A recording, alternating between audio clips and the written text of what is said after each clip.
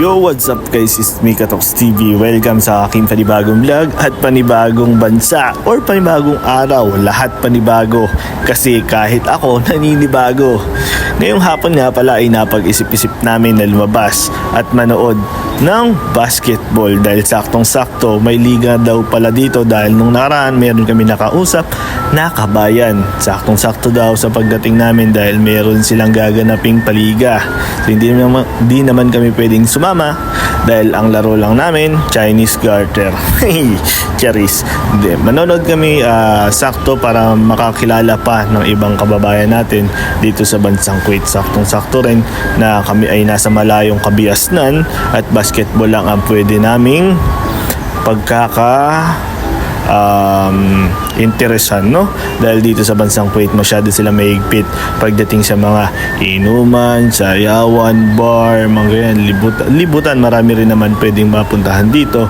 So sa bandang Salmiya kami ay nasa dulo ng Kabiasnan, kumbaga sa Metro Manila tsaka Bataan. So ayun yung ating mga kasamahan na ilang araw na nating nakakasama sa araw-araw at alam ko na i-drawing ang kanilang pagmumukha. Ayan si John Mark, Armando, Joshua the Great at si Rendel Castro. Ayan, katirikan ng araw pero malamig.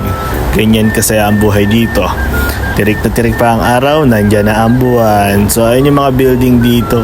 Kunti lang naman mga building dito dahil nga ang Middle East ay halos sa mayaman talaga sila sa mga currency. Pero makikita mo sa mga building nila is anormal lang.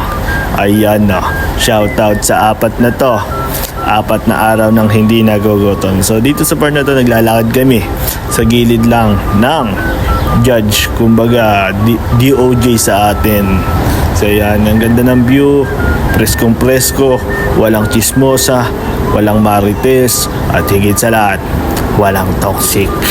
Alright, flex lang, tuwan-tuwan loko, nakalis na sa bansang korap. Dito sa part na to, malapit na kami sa basketball court. Ang basketball court dito is open talaga, literal na open, dahil pagkatapos ng basketball court, disyerto.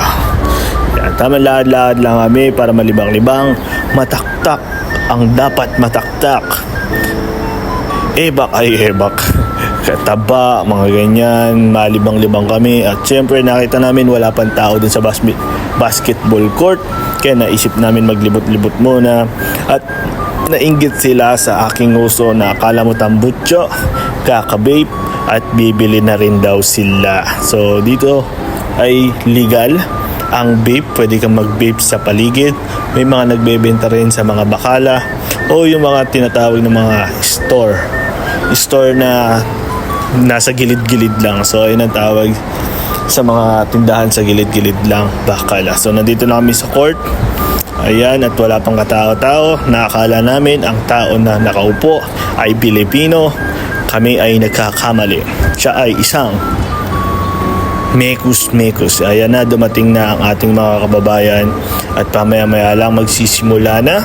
Saktong-sakto ang mga bisita dito ay mga kapatid na Triskilyo. At ito na sila. Tamang lakad-lakad at tamang pakwento-kwentuhan kung anong gagawin sa loob ng 2 taon. So maraming salamat sa panonood. Sana i-like mo to at i-subscribe. Bye-bye!